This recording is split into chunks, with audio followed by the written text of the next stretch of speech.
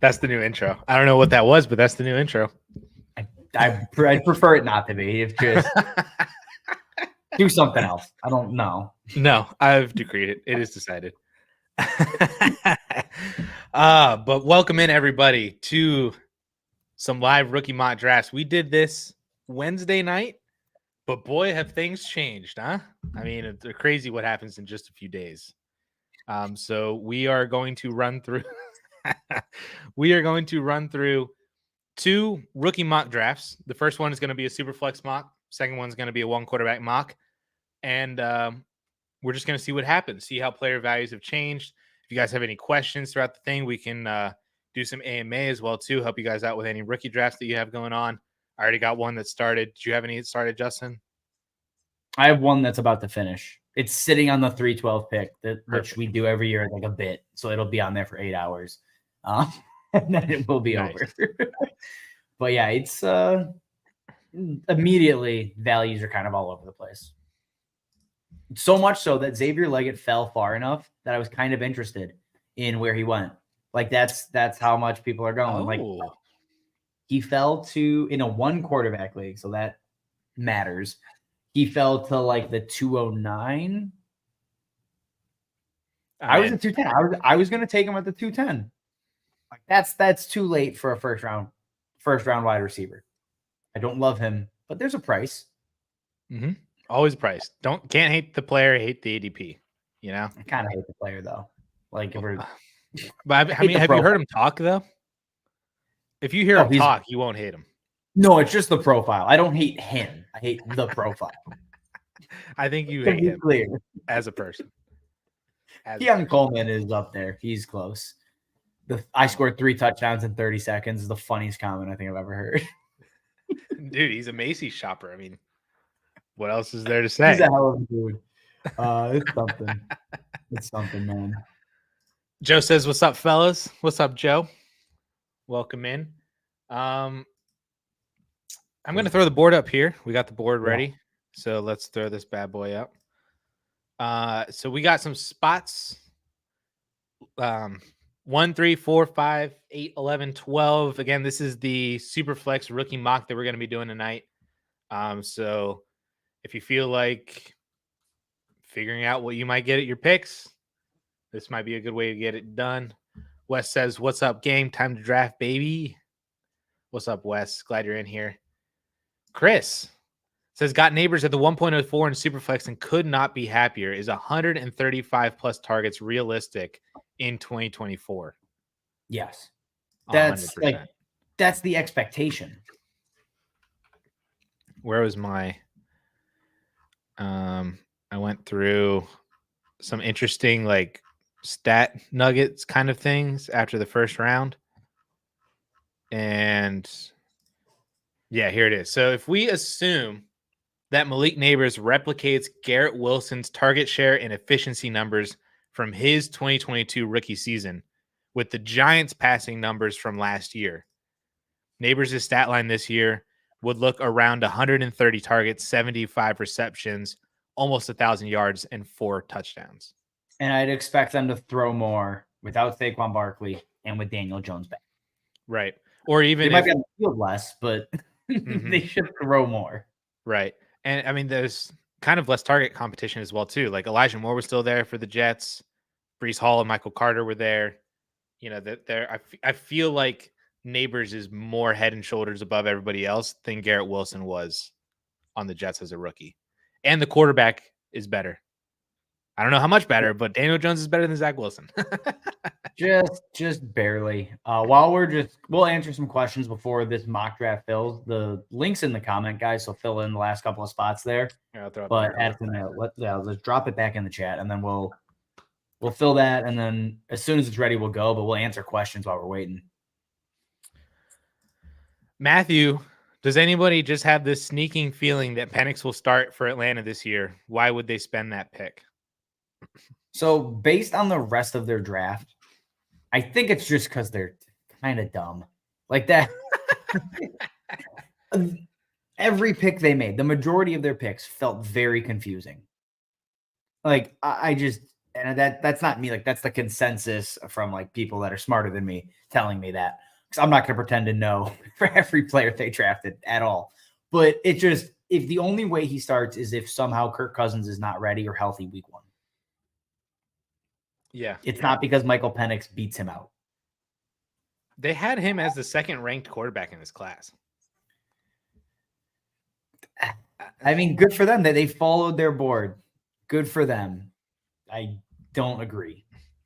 I don't agree. I don't think Penix is starting this year, like you said, unless it's like absolute emergency. Kirk Cousins is really not that ready to go. I honestly, I still don't understand the pick. You know, it could have come down from the owner, whatever it is. I don't think it did, because did you see that video of him explaining the pick? Well, then the next day it came out that the pick was from the owner. I didn't see that. Okay. Yeah. Okay. Who the hell knows what's going on over there, man? They are reeling since the Julio Jones, Matt Ryan era. Like, it's just been very, very weird. It's not good. It's just simply bad. I saw one person say that the Falcons' goal is not to win, it's just not to be bad. They haven't really accomplished that, because they've also been bad. So, but they're trying not to be bad now. Like, they're not trying to win; they're just trying not to be bad anymore. You know, which is not the same thing. Not the same thing. We have 5 more slots in here. If we don't get it filled in the next couple minutes, I'm just gonna hit draft. I can understand why nobody wants to take the 101. This is Caleb Williams. Right. I think the end of these drafts are now where it's interesting. I will say the turn's interesting. The 2-3 turn, the 1-2 turn. Those are interesting slots. And I think value is going to be all over the place. So let's just get it filled in. If I have to take the first overall pick, I will do it. I will suck it up and take Caleb Williams. We want to open up a more interesting pick. Wes, in a 12-team Superflex, 2 tight end. Is that a start? I'm assuming that's a start 2 tight end. Yeah. Start 10. When should the next group of tight ends come into play during the draft? So after, obviously, Brock Bowers is going to get a major bump in this format. But when do we get to Ben Sinnott, Jatavion Sanders? I don't know if you want to include anybody else, because Theo and Jaheim Bell kind of fell hard. Yeah. I mean, I would say, if I really got to think about it, second half of the second round, like at the earliest, because I don't look at these guys and think it's a lot of like high upside players. I'm not overly excited about any of it after Bowers.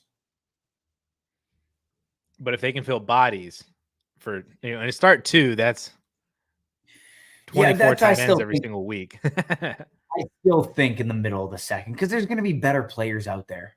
Like, there are just more talented players that are going to be available on the board. I think that's overplaying to the format and just getting away from best player available. That's my issue with it. Would you rather have one of the tight ends or Roman Wilson? One of the tight ends. Ben Sinnott specifically. Okay. I'm also lower on Sanders. Roman Wilson, though. Oh, okay. And Sanders as well. I mean, after he slipped. Sinnott versus Corley. Corley. Interesting. Jermaine Burton. Oh, Burton. You know how I feel. Yeah, I know. I know that you're the same. What about Troy Franklin? Would you go 2nd round tight end or 4th round Troy Franklin? 2nd round tight end. Interesting. 2nd round tight end. What about Ricky Pearsall? Okay. All right. So that basically bumps him up, because I know you're taking him over Franklin and Adonai and everybody else. So that bumps him up into the maybe borderline top 20, so like 208. Yeah, exactly. And if I'm strapped and I'm starting like Cade Otton as my tight end 1, maybe I'll bump him up a couple spots. Like, that's a good tiebreaker. But like, Cade Otton's fine as a tight end 2. If he's my actual tight end 1, you have a larger problem, and you're probably not competitive anyways. Like, there's a real panic. True. I'm just gonna hit draft on this thing. Let's run it. We're just gonna go. Off your volume. I can see it on. I can see it there. Oh. Okay. There we go. There we go.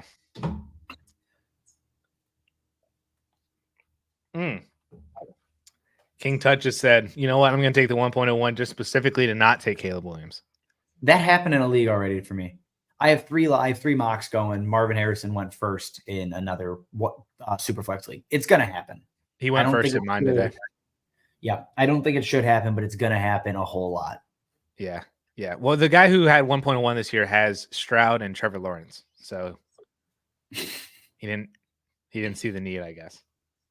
Not to say that I think he has a need, but I'm just saying he didn't see the need. So I think that'll happen more often than it doesn't. I see the need. I see the need. Oh, crap. I took 6 specifically to not have to make this decision, but then I'm having to make this decision anyway.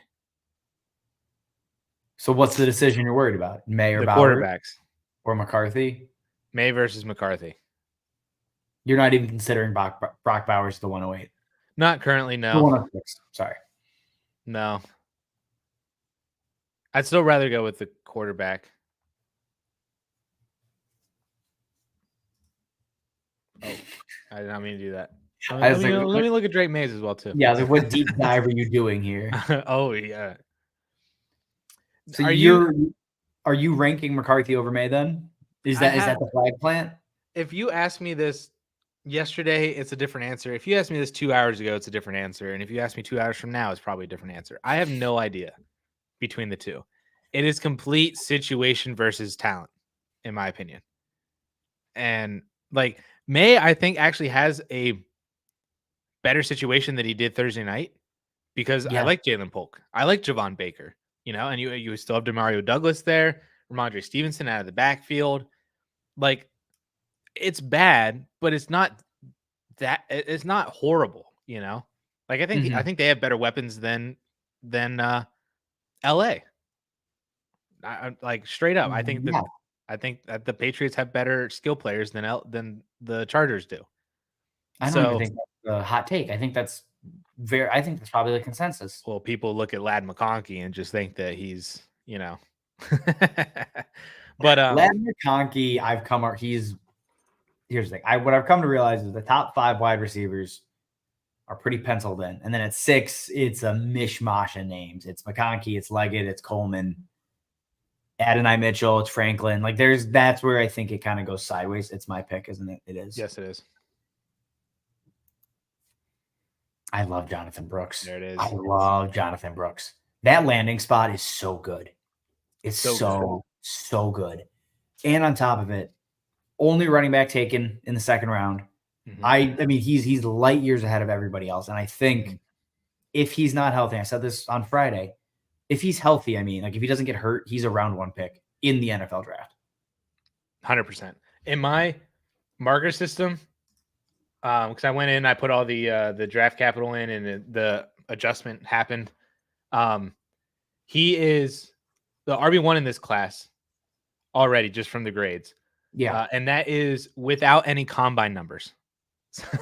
So, had we thrown combine numbers in here, he would be. I mean, it's the greatest disparity between the model RB1 to the model RB2, I think, probably in this entire thing. And if he got first round draft capital, that just increases that disparity even more. Yeah, 100%. Like when I left day 2, I was like, I think Brooks, Benson, same tier. And the more I thought about it, I just separated them out. Like I was like, I think they're maybe not completely different caliber of players, but what you're going to get from them early on, even with Brooks coming off the ACL tear, I think Brooks ends up separating himself pretty comfortably. That being said, like Trey Benson going here, I think that's exactly where Trey Benson should be going. Like right at the turn in the second round is like the perfect spot for him. Because if you don't believe in Adonai Mitchell, and as someone who's a big Adonai Mitchell fan, like I'm pushing him down rankings after that draft. Late second, obviously, I think he's a first, so that's a big part of this. And then landing in Indy isn't all that interesting to me. Like it's a low volume offense. with a target hog and a good slot wide receiver in Josh Downs. So that's a busy offense with not a lot to go around. Mitchell, it's disappointing. You're muted. Just in case you're wondering there. Sorry, I muted myself. The one positive I think for Adonai Mitchell in Indy is he is significantly better than Alec Pierce. Oh yeah, Alec Pierce ran, I think, no fewer than 650 routes on the outside this past year. I can tell you exactly how many because I've tweeted about this and I have fought with Alec Pierce fans for the last couple of months, just because they are all in on Alec Pierce. You got to see him with Anthony Richardson, completely ignoring the fact that he's a bad wide receiver. So it was a lot. I know I tweeted about it. Ninth in routes run, 80th in yards. He's bad. Yep, it was the second most snaps played out wide among all receivers in 2023. I'm pretty sure it was no fewer than 650. I think that shifts though with Anthony Richardson back in town. I imagine they're throwing less going from Gardner Minshew to Anthony Richardson. But just that's my 2 cents on it. Can we talk about one pick in particular in this mock that's happened so far? Yes. Troy Franklin clocked in at the 112 still. I didn't even see that. He's going to go very high in a lot of drafts because there's going to be a lot of people that just the take lock it's a real thing. If you're this confident in your abilities, that's fine. But at some point we have to adjust off of the NFL. Like I would love to have Troy Franklin in that tier with Xavier Worthy and McConkey and them, but he's behind. Like just you're telling me he's a day 3 wide receiver. That's usually a bad thing. So I'm reacting and putting him down to like kind of where I'm drafting right now is where I'd love to grab Troy Franklin. I have Franklin. Basically, if Bo Nix had went there at the 112, I would have taken Franklin at my pick. If we just swap those two things out, just because call it take lock, call it whatever you want, but I just think Franklin is better than everybody else, basically that went behind him still. And I feel like day 3 draft capital kind of got canceled out by the Broncos pick because personally, I think that he's the wide receiver 1 on the team already. You know, he's better than Marvin Mims. I am in 100%. I think he's better than Cortland Sutton. He should be. I don't know if he will be day 1, but he should be. He should be better than Cortland Sutton at his age. And Bo Nix might believe that he's better than Cortland Sutton because he already has that connection with him. You know, I'm not saying this is some like, oh, we're pairing Joe Burrow with Jamar Chase situation here. No, this is definitely not that. But there is something to be said about that connection coming from college, and the fact that I think Troy Franklin has just an immediate opportunity for 100+ targets in this offense. So if there's anybody that I'm willing to bet on that fell to day 3, it's Troy Franklin for me. Now, I agreed. I would not take him in the first. I feel like there's like 2 rules that you have to follow in rookie drafts, and is don't take day 3 running backs in the first, and don't take day 3 wide receivers in the first. But like, there's definitely a place where it makes sense to take him. Yes. You know, he's not one of those guys where a lot of day 3 wide receivers they look at and I go, like, just done. It's probably off my board or the very, very end of there. There's a place to take Troy Franklin. Long term, he's likely getting high-end competition in 2025. They likely spend a day 2 pick on a wide receiver the next year as well. So that's where like the landing spot looks really nice. And I think a year from now we reassess and go, doesn't look as nice now. I feel the same way with Javon Baker. Like Javon Baker's another guy who I like the landing spot currently. I like him on day 3. I like him in the 3rd round. I'll probably revisit it in a year when they add another wide receiver and go, yeah, I probably wasted that pick. Yeah. I'm gonna hit you with the hot take that I know you already don't like. At cost, I would prefer Javon Baker over Jalen Polk. Yeah, I dislike that so much. I know you do. I mean, Jalen Polk in the middle of the 2nd round, back half of the 2nd. Well, I think that's a great pick there too. But I think an even better pick is Javon Baker around later? I much rather prefer Jalen Polk. And that's where like the at cost stuff obviously makes these things difficult. But like, so if you're not taking Jalen Polk there and you're waiting to take Javon Baker right at this pick, who were you grabbing in the Jalen Polk spot?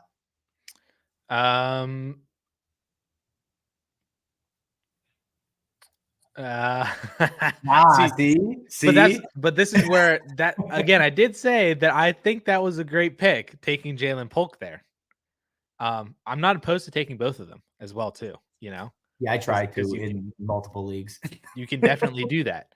But if you're debating between there it is. That's why I got talking. See, I would rather, if I'm sitting at the 209, instead of taking Roman Wilson, I'd take Javon Baker a round later. And I would take the shot on Jermaine Burton or, you know, or I mean, Ben Sinnott hasn't even gone yet. Is he? You got to scroll for his ADP on this too, so don't forget about Ben Sinnott on here. So I'm interesting. You're still on. I'm looking at the board. You're still on Ray Davis, Braylon Allen, Bucky Irving over Jalen Wright. Ray Davis, I was for sure because I made that pick. Yes, that's the one I know you did. Yep, that you do. I figured. No, Will Shipley, I think is. So the way that I have my rankings currently, I believe. Ray Davis ends a tier, or I think it's Ray Davis and then and Sinnott. And then off the next tier is Will Shipley. So it's like right there. Just because I believe that Ray Davis has actual standalone value in Buffalo, because they've been looking for somebody to be the complement to James Cook. They gave 150 carries to 4 different backs in that role last year, including Leonard Fournette, including Ty Johnson, and Latavius Murray.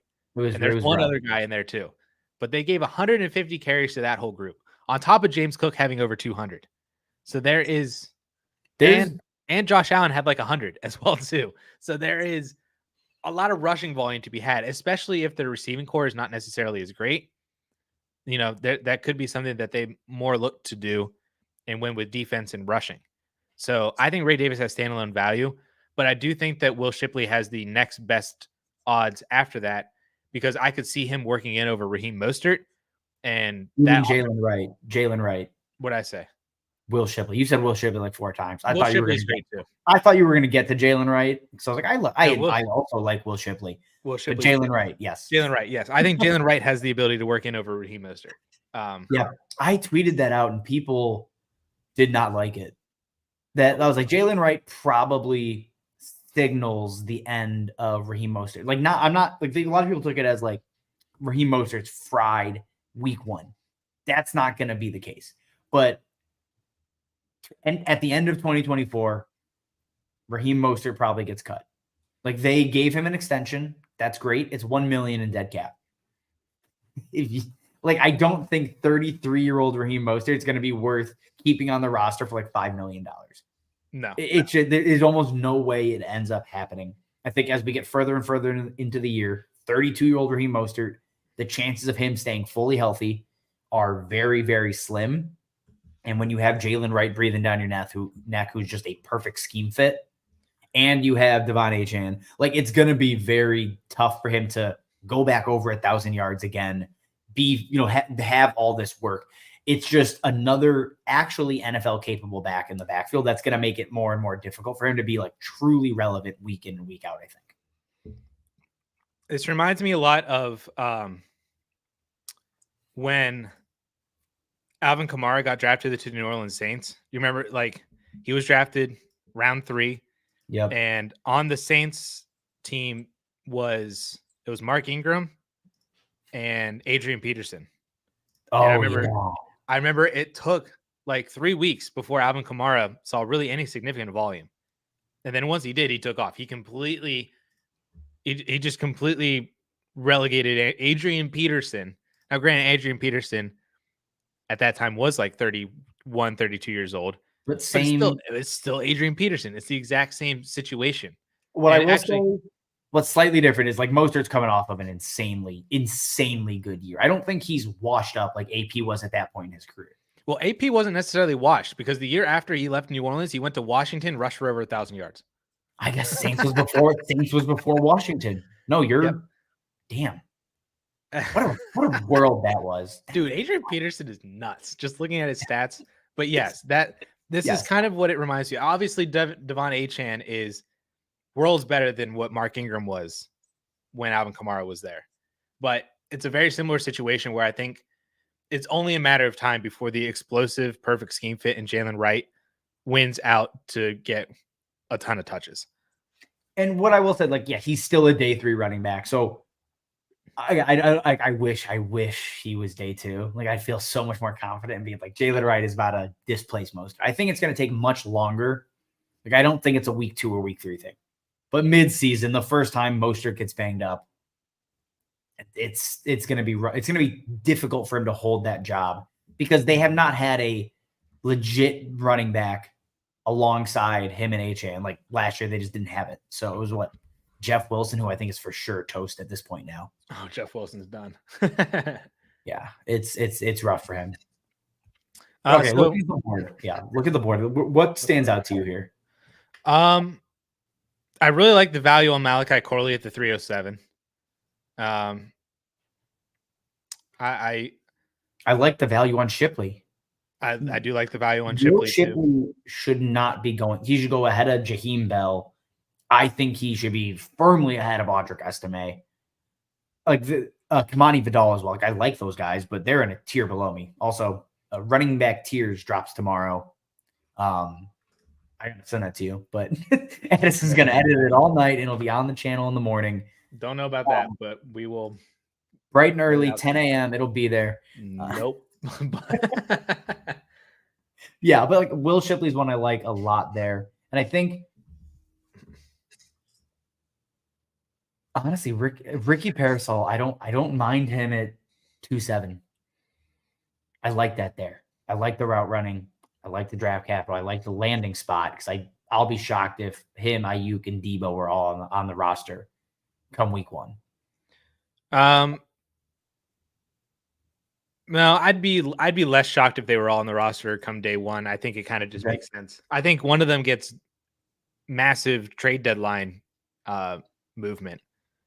And that's fair. I just think if they already went through the draft without trading them, I think it's going to be hard. It's not really going to make sense to trade them before week 1. Yep. I hear you. You want to grab some questions in the chat while I join this next mock, and then we can go from there.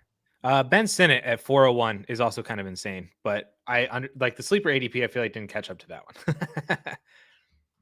That's why he went behind. He'll go higher. Bell was auto drafted at the 312. So Sinnott. That makes much more sense. That's correct. All right.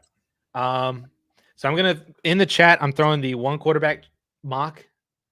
So go ahead and join in on that one. And while we wait, we have some questions here for the memes. Hit us with another $5 super chat. I saw this come in as we were going through the draft, so I apologize for not getting into it immediately, but we appreciate the super chat here for the memes. He said the Superflex draft is happening right now.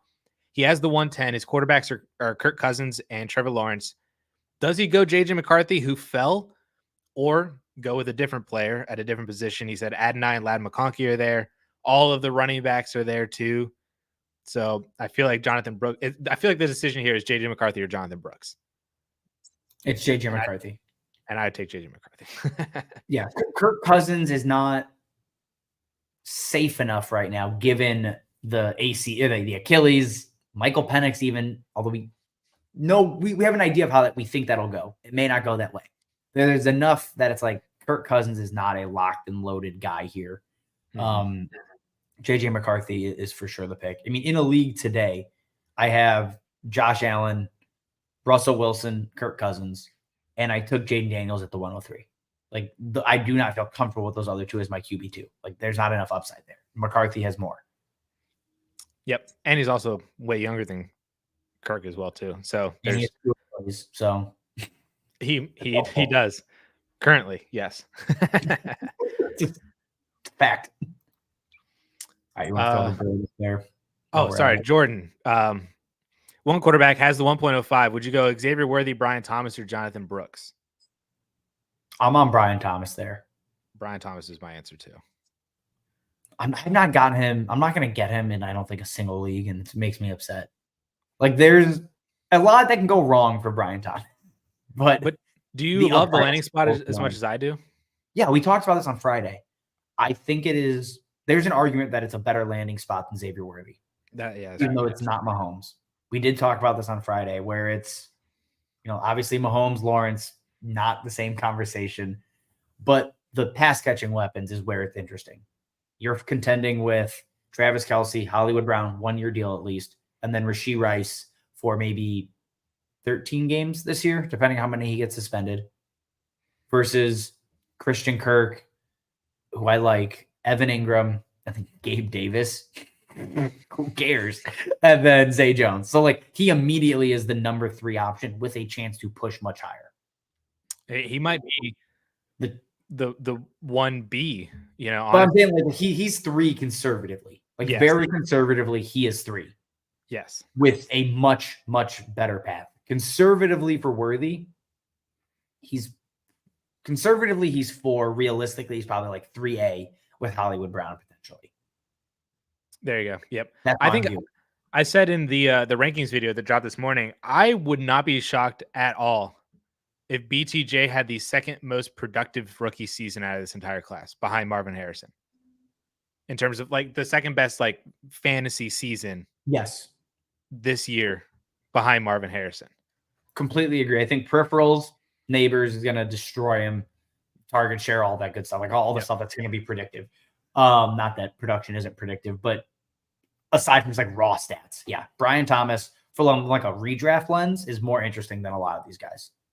Yep. Should I trade the 1.08 and Michael Pittman for the 1.02 in a 1-quarterback PPR league? Man, would take Nabers on this. So you're looking at McConkey and Pittman for Nabers. You're looking at Pittman and Brooks. That's about where Brooks went 107 in my league. In my 1 QB league, you're maybe looking at Caleb Williams and Michael Pittman. How are you doing that? I think I prefer Nabers. The only way I don't prefer Nabers is if it's Jonathan Brooks. If it's Caleb and Pittman, if it's McConkey and Pittman, if it's Coleman and Pittman, yeah, anybody but, even if it's Benson and Pittman, just talking crazy things. But if it's Benson and Pittman, I would still prefer Nabers for that. But I think I love Jonathan Brooks too much that I think he fills that gap, or even more than covers the gap between Pittman and Nabers, to where you were probably going to get a more productive player, more productive receiver in Pittman for this year, maybe the next 2 years, maybe 3, depending on what they're, because then next year we're talking about potentially a rookie quarterback, and then we're like, oh, well, rookies don't really, produce top 24 guys, but again, all of the peripherals are going to be there. So then it's going to be 2026 for Nabers, maybe. Whereas with Pittman, you already know what you got. And if you got Jonathan Brooks by then, killing it. Top 5 running back, Yeah, I'm on Brooks, Pittman as well, but Caleb Williams, Pittman, give me everybody else. Yep. Yeah. And maybe you make this deal and then try to get in, so then you get Jonathan Brooks before that anyway. Matthew says that he has the first in his home league with Hurts and Kyler. First 2 wide receivers picked in this mock gives me Puka, Marvin Mims, and Kirk, along with Marvin Harrison Jr. and Ladd. Oh, so you had drafted from the 1.01 to see what it would look like. I like it. He took Marvin Harrison Jr., Ladd, McConkey at the 101 and 2.01. So assuming that's how his rookie draft goes, you're fine taking Marvin Harrison when you already have Kyler and Jalen Hurts? 100%, yes. Yeah. And then Marvin Harrison to go with Puka, Christian Kirk, Ladd, McConkey. You don't have to include Marvin Mims there. Just for that, you don't have to do that. Rip. Here's the thing. Even if they didn't add somebody with a very similar skill set, it would not have mattered. It would not. All right, we got 3 picks left to fill here. and then we will run with this. Yep, 3 more left. I have a rookie draft going right now, and it's moving, and it's nice, holding all of my attention. 2 picks away. And lag, and one quarterback has McBride and Jordan Love. He has picks 4, 5, 8, 10, 11. Going Brian Thomas Jr., Xavier Worthy, then hope some combo of Bowers, Brooks, Benson, Ladd, and Keon drops to his other first rounders, ? Or would you prioritize Brock Bowers and then hope that somebody else falls? I'm taking Brock Bowers. Yeah, in Dynasty, I'm a best player available 9 times out of 10. Maybe 8. But I did the same thing. I have Mark Andrews in a league. I took in a 1 QB league, and I took Bowers at the 104. Receivers a lot deeper. You can find production with those other picks on a lot of very similar guys in a tier. Brock Bowers is the only tight end that really is like a difference maker immediately. So I'd take Bowers, and you don't have a need right now anyways. Like, you're not setting a lineup. It's April. Take Brock Bowers. You can shop him. You can shop McBride. You can do whatever you want there. Just lock up the talent. I have a counter suggestion that I want to get your opinion on. Would you trade the 1.04 and 111 to move up into the top 3?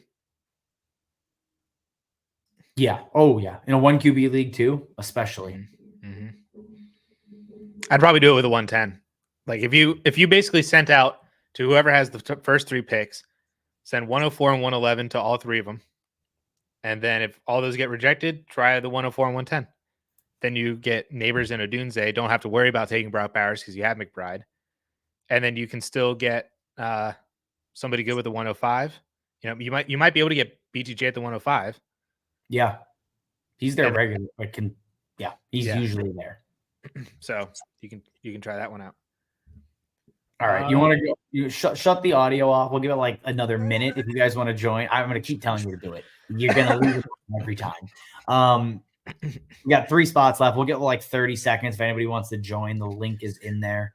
We'll answer this question. Would you rather have Worthy or McConkey in a 1 quarterback league? Half PPR. Worthy.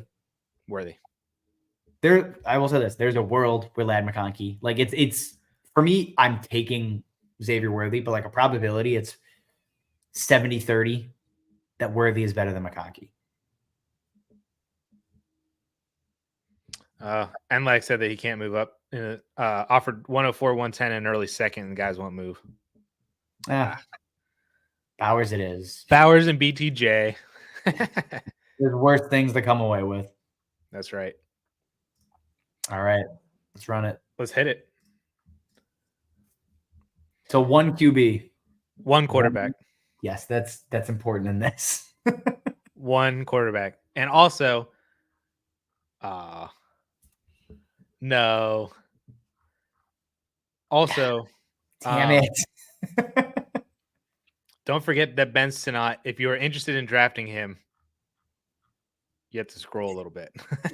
He is very much down there.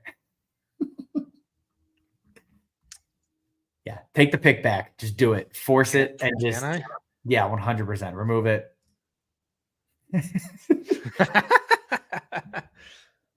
Cole, if you take Caleb Williams, I swear to God. Imagine he was like, guys, it's me. I swear, I flip. Imagine. Yeah, that'd be crazy if somebody just took Caleb Williams like right here at the 103. But what if you really wanted Caleb Williams in a 1 quarterback league? I'd feel you bad. can do it. Somebody wanted to take him at 106 in one of my leagues, and he texted me, and I was like, "Don't do that. Like, don't do it. He's a weapon. Take the wide receiver. You're in last regularly. This is why." Christian said, "My bad. I'm on a flight, and the Wi-Fi cut out as we said 1 quarterback." All right, that's right. That's right. Christian knows. That's fine. That's all right. Now are we going? There it is. I was wondering. So Brock Bowers, I think, is the chalky 104, but I could see. I understand whenever people kind of have these picks, but they have younger tight ends that produced, or maybe they got burnt on Kyle Pitts, so they're not trying to do all that again. But I mean, that top 4 is the top 4, right? in one quarterback? As far as I'm concerned, it should be. There will be Brian Thomas Jr. There will be Xavier Worthy. You'll see Keon Coleman there. You will see Ladd McConkey there. Those are the 4 that will get pushed up there. You might see Jonathan Brooks there also, actually. Some leagues, people still lose their mind for a running back. So there's a myriad of guys you'll see there. I think Bowers is the best bet of the bunch. Arguably the most talented as well. Yeah. So if you want, he went 13th overall, guys. Like, there's a reason. I've been asked a couple of times about Brock Bowers, and they're like, "Would you still take Bowers?" And then it's always like, "Would you still take him here despite the bad landing spot?" I don't get that. Don't get it. It's not here at face value. It's not a great landing spot. Bad quarterback. We're presumably average quarterback if it's Minshew. I think bad quarterback if it's Aiden O'Connell. Devontae Adams is there. He's a target hog. Like at face, Jacoby Myers has done well. He's garnered a lot of targets before. So like at face value, like, that kind of stinks. And then you look past that and it's okay. Devontae Adams on his way out. Might not even be there week 1. Maybe he is. Gardner Minshew is perfect. Average is the perfect word for Gardner Minshew if he's the guy. Jacoby Myers is nice, but Brock Bowers is a better player. He's probably a better target earner at this point. So you start to dig in. You look at a guy that is probably going to pull in a 20 to 22% target share as a rookie at the tight end position. It's fine. He's going to be Michael Mayer's there. I don't care. Nope, don't care. Don't care. Also, quickly, put somebody else at pick 11 and 12 for the auto drafters. We're gonna just get creative here. Do it. We just need to force these things. No. Okay, Christian, now you're good. Good work. We just, it is what it is. We're not going to let it happen. I'll do that whenever we get up into the second round again, too. Yeah. Jayden Daniels went 109 in my league today as well, ahead of Caleb Williams. I don't agree with it. Ooh. I don't agree with that. I could see if you wanted to place a bet saying that Jayden Daniels was going to have better fantasy seasons in 2024 and 2025 over everybody else in this class, I wouldn't necessarily call it a bad bet. But if we're also placing bets on who survives in the NFL the longest, Jayden Daniels would be not very high on that list, I don't think. Yeah, he's going to take 1,000 sacks. Yeah. It's going to be tough for him. Like a perfect example of this might quite literally be Trevor Lawrence versus Justin Fields. Justin Fields has had 2 better seasons than Trevor Lawrence. Yeah. But one of them's still a start and the other's backup. Exactly. So quickly, I want to go back to the Troy Franklin. Again, second time he's going fairly high. I'd still consider this high. Are you taking him over Ricky Pearsall and Xavier Leggett? I know not Leggett, I'm assuming. Not Leggett. I'm taking him over Pearsall. I'm taking him over Polk. And yeah, but I mean, so in my rankings video with the tiers today, it was literally every wide receiver after Xavier Worthy. It was like all of them were just in one tier. And I'm like, if you want to put one guy over this guy or this guy over that guy, I don't really want to argue because it all seems so similar and they all have very good arguments for all of them. I had to put Troy Franklin in that tier just because I truly believe the NFL just messed up on this one. Unless we get a report, which I still have not gotten yet, but in terms of like why he fell. But if we get a report saying that like, oh, his medicals came out and he doesn't have a meniscus, I'd be like, oh, well, now I understand now. Like there's he's like non-talent related issue. Yeah. Like he has like a diabetes issue, like Adonai Mitchell or something like that, or, like any of that other stuff. Then I would more understand and I'd be willing to throw him behind some other names. But as of right now, my assumption is that all the NFL GMs are stupid right now and they let Troy Franklin fall that far. So that's probably it. I'm sure that's it. Yeah. Including Denver's GM then at that point, right? Because they passed on him how many times? Oh, yeah. Like probably like 2. 2 at least. I don't know how many picks they had. I didn't pay attention that close, but that's where for me, it's the day 3 wide receiver thing versus day 1 wide receiver. Like Pearsall has his own issues. There's a lot of red flags in that profile, but I'll take it just because I'll chase the chalk a little. Like I still like Troy Franklin as a dart throw, but I have found I'm not going to get him pretty much anywhere based on where I'm willing to take the shot on most day 3 wide receivers. That's my issue. You are really betting. I don't think we see Troy Franklin go this highly if we did not just have Amon-Ra St. Brown and Puka Nacua do what they did in the past couple of years. Yeah. That's the thing is chasing those guys is always tough because I get like believing in those players, but Henry says it as we say it. I just generally think chasing outliers is typically a bad, like in terms of like, I'm going to get the next Amon-Ra, I'm going to get the next Puka. Though, I mean, it's been almost impossible to do it with any kind of confidence. Yeah. We've been chasing the next Tyreek Hill for 8 years, 6 years, or however long it's been. It feels like it's been a really long time now. Like we've been chasing that for forever. Sometimes these guys are just, there's not another Amon-Ra, there's not another Puka, there's not another Tyreek Hill. Like that's usually what it ends up being. It's some different variation of a guy with a different skill set in a perfect scenario. That's usually what ends up happening. Looking here. What are you? Oh, should I didn't change the Michael Penix and Bo Nix. But that's fine. Penix went early 3rd in a league of. I was gonna say I was gonna leave Nix there. I was really just gonna swap out Penix, but it's fine. It is. Hello, unless you wanted to draft one of them. I mean, we control what goes on here. So if you really wanted Penix or Nix,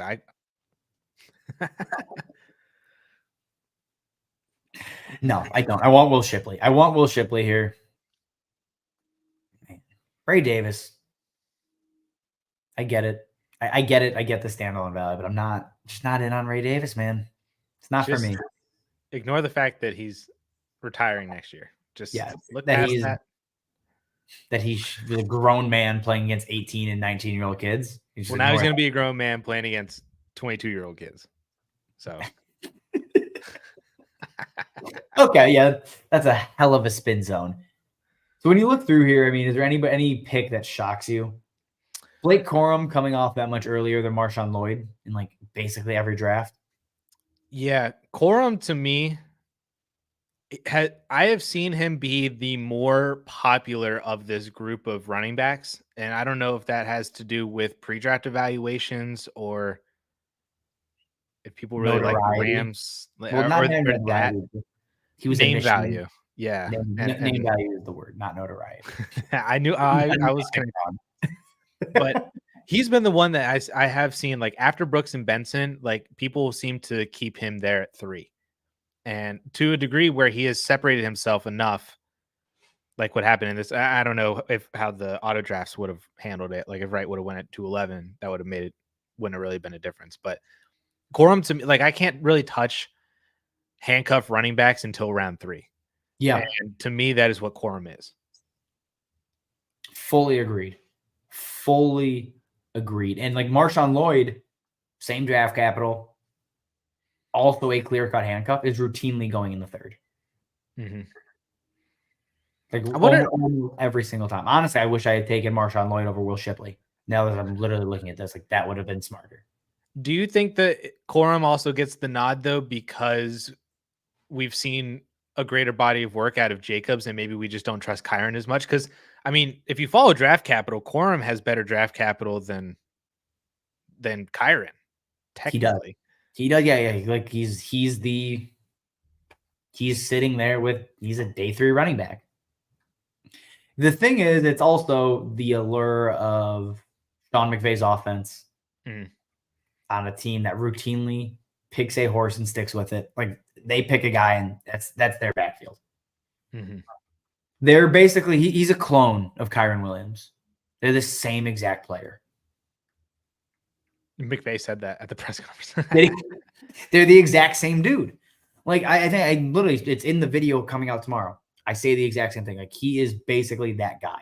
Sean McVay has a great track record of running backs. Exactly. So like people are going to chase it. And I get it, but he's just, to me, a high-end handcuff, a very, very high-end handcuff. Ben Sinnott again goes 4-1 behind Jatavian Sanders. Yeah. Do we, just a collective group, just not believe in Ben Sinnott? I guess you and I both passed up on that. So, right. Like, but I'm not even doing it there on purpose. Also, real quick, going back to the Corum, Kyron Williams, they're the same age. Yeah, that I did see it. I think Corum is like 2 months younger. Yeah, August to November. All right, 3 months They're younger. the same age. So, and they have like basically the same amount of wear and tear. It's like 75 touch difference. And it's so people do not, I don't think a lot of people realize it. You guys keep passing on Benson. He will go a lot higher in real drafts. Higher than, well, I plugged him in at 112. I think you could make an argument for 111. That's where he went in mine. He went at 111 in mine as well. In like an actual. He went 202 in the Superflex one, which I guess is also 112 basically in one quarterback leagues because he bumps McCarthy in May in 1 QB. So is that too late? I feel like that's perfect for Benson. It seems about right. I mean, you're looking at a third round running back, still day 2, but a third round running back in a busy backfield, at least immediately. And there's a lot of good wide receivers who got a lot of good draft capital. Mm-hmm. If you want to put Benson ahead of Mitchell, McConkey, Jayden Daniels in a 1 QB league, that's fine. I think that's fine. But I found people are just getting a little gun shy on running back, aside from Jonathan Brooks. I have Benson ahead of all those guys anyway. Oh, Benson at 4-1. No, Ben Sinnott. Oh. Sorry. Yeah, that makes much more sense. I was like, normal. No, Ben Sinnott at the 4.01, the tight end for the Commanders out of Kansas State. Yep. Sorry. That's the Benson one. And Benson. It's the same thing. Oh, it's my turn to pick in an actual draft. Oh. What do we got? All right, you want me to read it to you? So Superflex League. It's the league I asked you to join last year, and you said no. Because you don't. Yeah, I don't play on Sleeper. Yeah, I hate that. So, but also I won. What a time to start. So I went Caleb Williams, Marvin Harrison, Daniels, Nabers, McCarthy, May, Odunze, Bowers, Worthy at 9, Brooks at 10, Brian Thomas at 11. So I'm sitting here staring down Adonai Mitchell, Lad McConkey, your favorite. I also have a trade offer. What is the trade offer? 201 and 301. Somebody wants McConkey. That's the only explanation there. For what pick do you have? I have the 112. So you're moving back a pick to pick up an extra third? Yeah. But it's like where my board is shaking out, I have McConkey ahead of everybody that's left. Brian's probably watching this. I know he. If it were me, I'd trade back because I would take Adonai at this pick, and if he's going to take Lad McConkey, if you feel that strongly that he's going to take McConkey, then you get a free third. You get a free Jalen Wright. See, but I'm taking McConkey over Adonai. Nah, I think that's stupid. But anyway, this is such a stressful time of year. I absolutely hate it. You know what you should do is just take Xavier Leggett. Yeah, no, that's simply. You know what? I want a little bit of diversity. I might go McConkey. Does he have another pick that's interesting that I can get? He has 6 second-round picks. All right, I have to look at this later. I can't do this right now. The rest of the board shook out pretty nicely. Should we move to some Q&A? We got some questions that came up while we were drafting. We'll do a little Q&A. Real quick, what are your thoughts on Cowing and Malik Washington? Oh, I love the landing spot for Malik Washington, strictly because I think that he fits like an immediate role as like the slot number 3 guy there. Yeah. I think that he could be this year's Khalil Shakir. I think that's it. I think maybe more Demario Douglas feels like. All right, I'm down for that too. Like good, not great. If opportunity arises, I think he might be solid with it. Yeah, like if one of Tyreek or Waddle get hurt, he would be really good, really strong. I took Jalen McMillan over Malik Washington in the league, and I don't love it. Kind of regret it. I don't like that either. No, I did it. And I was like, that was a dumb pick. I wouldn't be surprised if Cowing beats out Pearsall. I would be very surprised. I wouldn't. You're a Cowing guy though. I get it. That would shock me. All right, let's run a little Q&A and then we gotta run here. Where did I leave off? Christian, how high are you taking Brock Bowers in a full point tight end premium? So 2 PPR tight end premium. How high are you taking Brock Bowers? We can answer. I guess if you give your answer in a Superflex, that would kind of lend itself in a 1 quarterback league, but you can answer in both formats. In a 1 QB league, he might be the 102. I went to 2. I went to 2, and I think in a tight end premium, in a Superflex, he's the 104. He's at the line. He's at the line with Jayden Daniels. Yep. Depends what you need. That's the tiebreaker. I think he's in 1 quarterback. I think he's definitely over Odunze. He's definitely over Odunze. That you could argue the Nabers and Bowers thing in terms of like prospects at both of their respective positions, but in a 2 PPR tight end premium, I mean Bowers could have half of the receptions as Malik Nabers and be just as productive in that sense almost. Yeah, in a two tight end, like a 2 PPR, that's a crazy bump. He should catch, like when he's in his prime, you could see him catching 80 to 90. 80 to 90 is right where I'm going with it. Like that's insane. That's 45 catches for a regular wide receiver. No, that's sorry, it's 180. I'm going the wrong way. 180. Dear God. So many. Oh, that's so many. Yeah, he's the 102. He's the 102. 102. 104 in Superflex. Spike Mocha, Jordan Addison in the 2.02 for the 1.08, and Kyle Pitts in a 1 quarterback league. Interesting. Addison 102 for 108 and Pitts, 1 QB.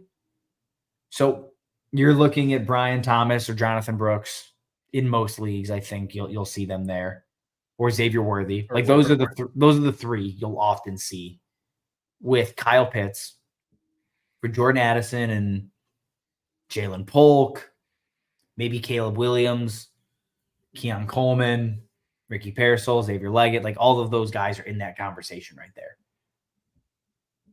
Maybe Trey Benson.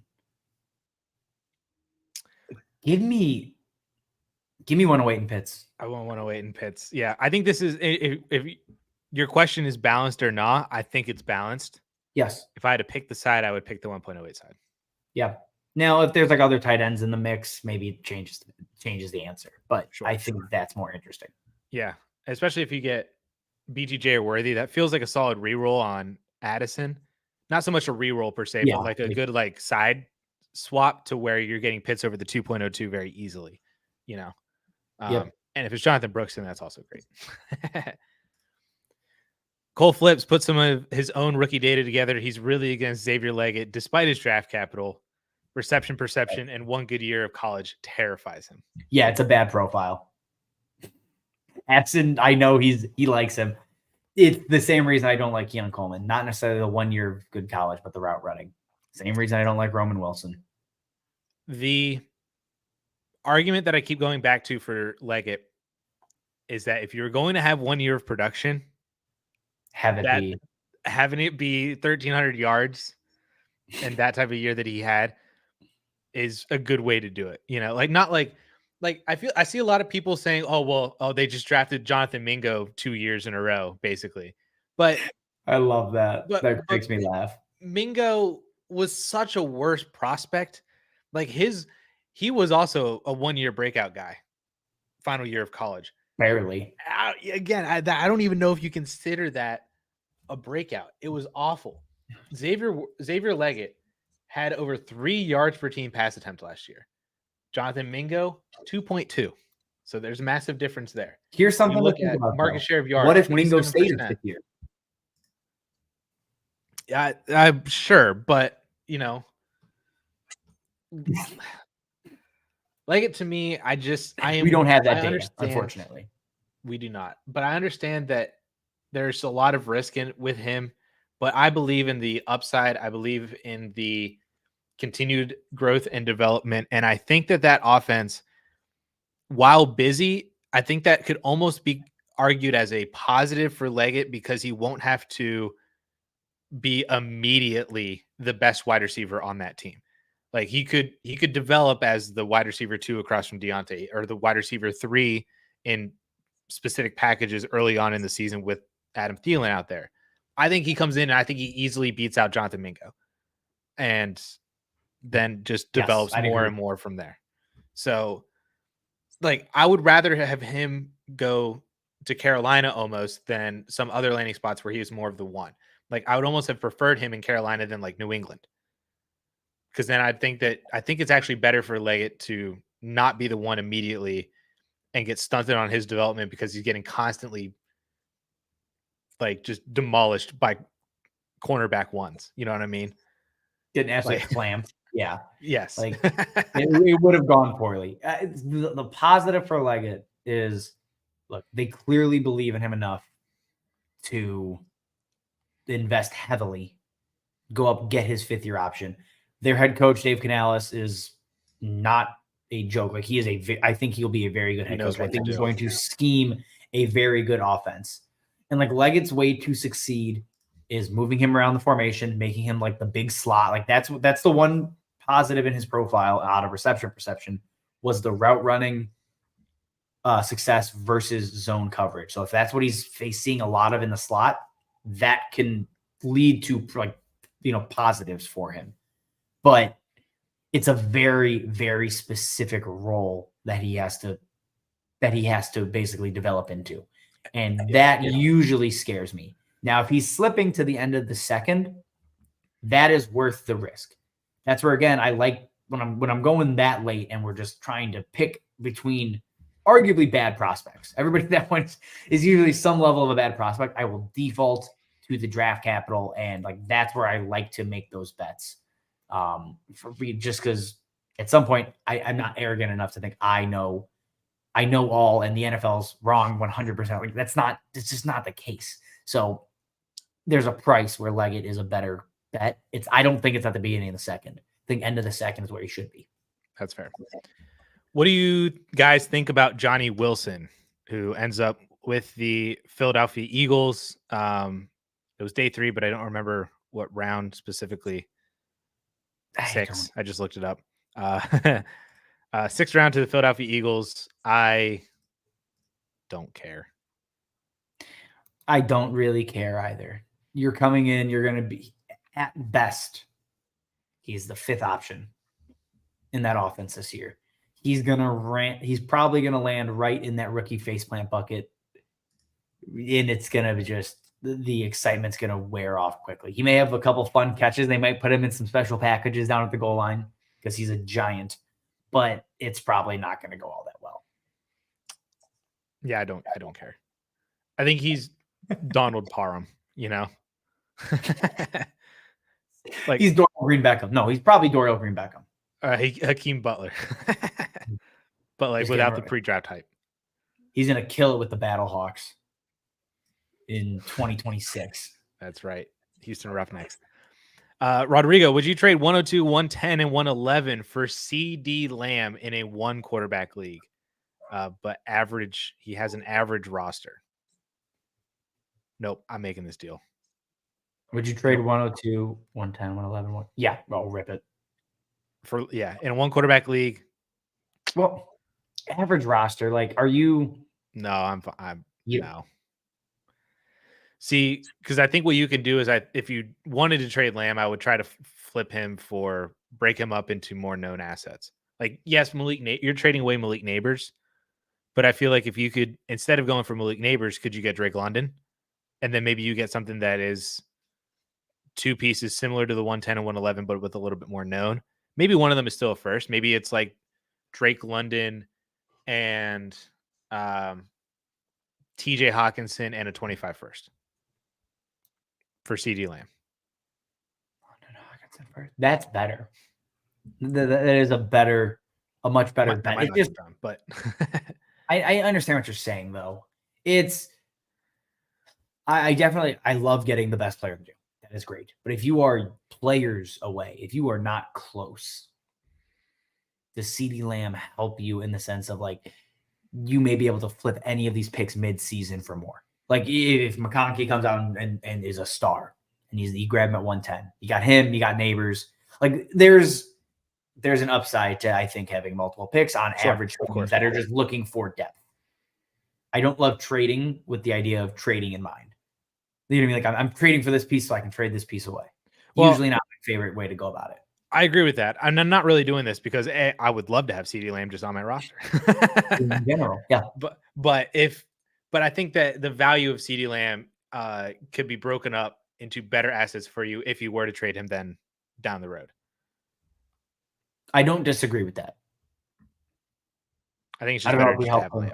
I don't know if we helped him whatsoever. I want CeeDee Lamb. I would like to know the roster, but I think I prefer the package in a vacuum. Is Bowers still the 104 in tight end premium? We touched on it. He's in 1.5. Would you bump him up in 1.5? Yeah. I think 1.25 is where I'm not doing it. I think at 1.5, I think he's still my 104. I'd still take Odunze over him. Yeah, I'd agree.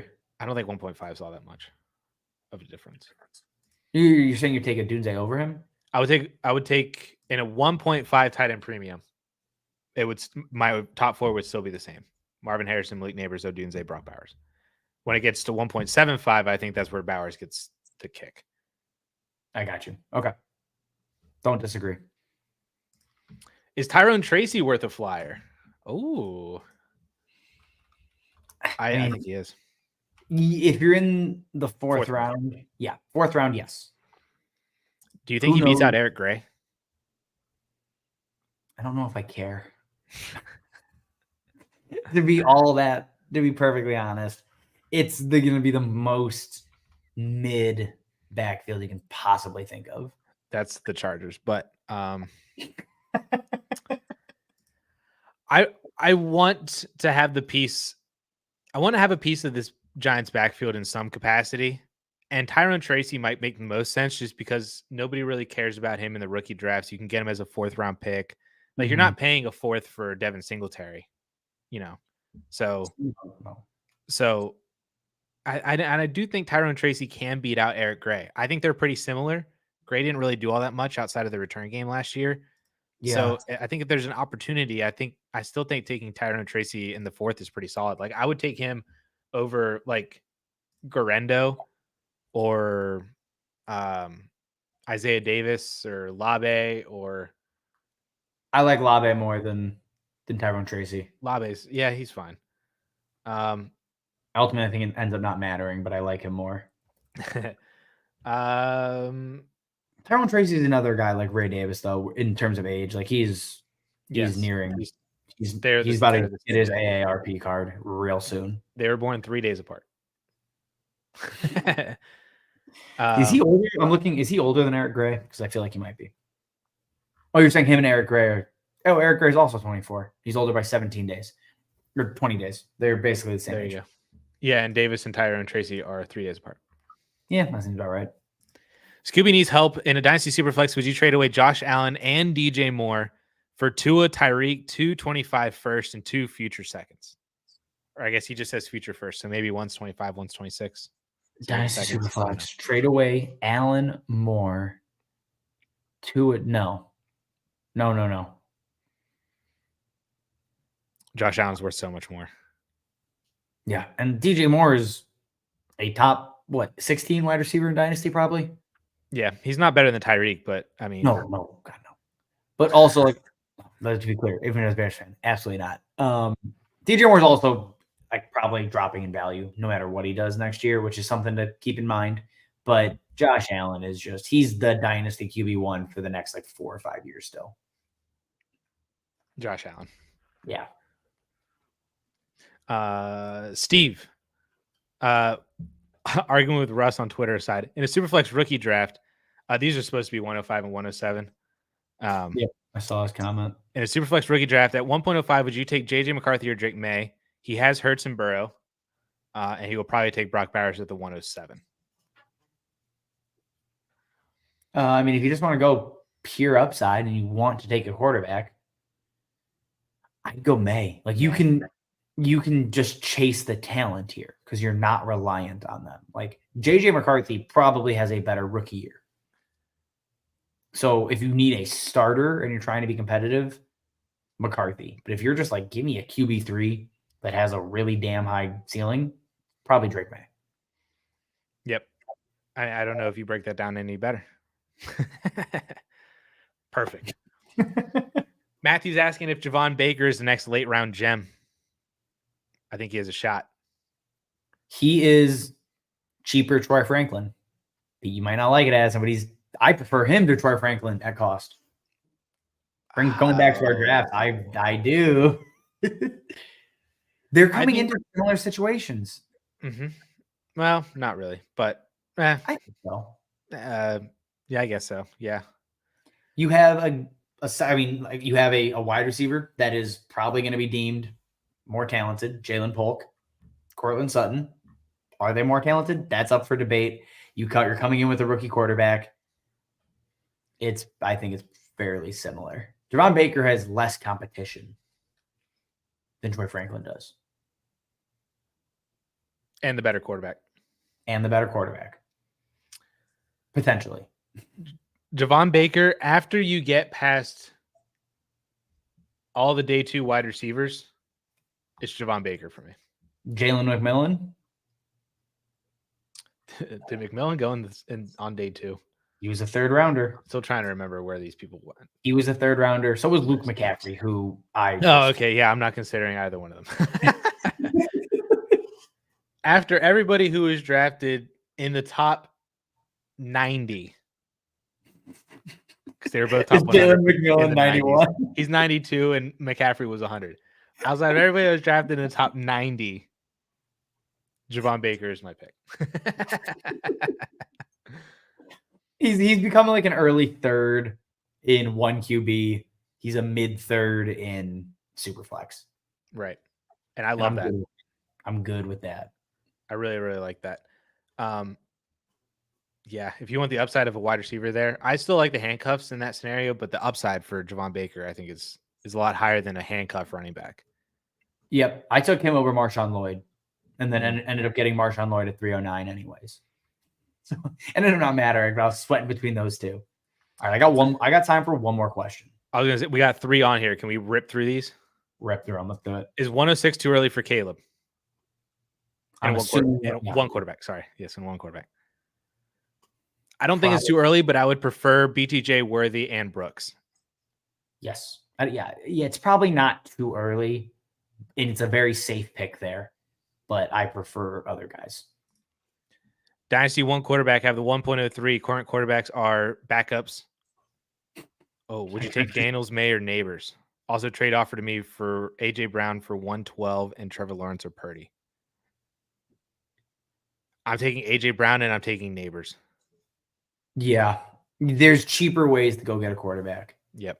You can go and get Kirk Cousins, Russell Wilson. Actually, Russell Wilson, if you have Fields, not bad. You can get Tua. You can probably still make a deal for Brock Purdy without having to give up AJ Brown. Like there's other ways to get cheaper starting quarterbacks than go get Daniel Jones. Yeah, actually, yes. Just go get Daniel Jones. Yeah, Nabers and AJ Brown. All right, Brian, this is the big one that I saved it for last. 16 teams start 8, 1 quarterback, point per first down, salary cap contract league at 1.04. Is there any reason not to take Brock Bowers? He doesn't have any tight end under contract. The free agent pool at tight end this year is Kmet, Henry, Ertz, really nothing else after that. He said that he could use Brian Thomas Jr. or Worthy at wide receiver, but tight end seems the best move, even if Brock Bowers is not necessarily the best player available. Here's the thing. Strip away everything. 1 QB, you're picking 104. I'm taking Brock Bowers. And then here are the additional reasons why. You don't have a tight end right now. So I know we don't say don't draft for need, but this is when it lines up, it's very, very nicely. And it could be used as a tiebreaker too. And it's a 16-team league. You know how important a potential top 3 tight end is going to be in a 16-team league? You're going to have an advantage over 80% of your league. Assuming that Brock Bowers just turns into Evan Ingram. Even if he's tight end 6, tight end 7. You're better than 50% of your league. Even if he's just that. It's a no-brainer. You have to make that pick. Absolutely. It is Brock Bowers. All right. So I'm glad that we were able to get through that. Thank you guys so much for joining us for the last hour and 15 minutes and drafting with us in these 2 mock drafts. We're going to have some more rookie mocks as we go through the next week or so, both pre-recorded, and we can do some live ones as well too. Maybe we'll do a startup, like an actual Dynasty startup, to see how values have changed there. Oh, would love that. See, that's off the dome right there. Back down now. Yeah. If you guys have any more questions, please don't hesitate to drop them down in the comment section, and I'm going through all of them. So if you need help on that, definitely leave a comment in the video. Yeah, thank you guys so much. Enjoy your week as we head into May, and we will catch you later. See you. See you guys.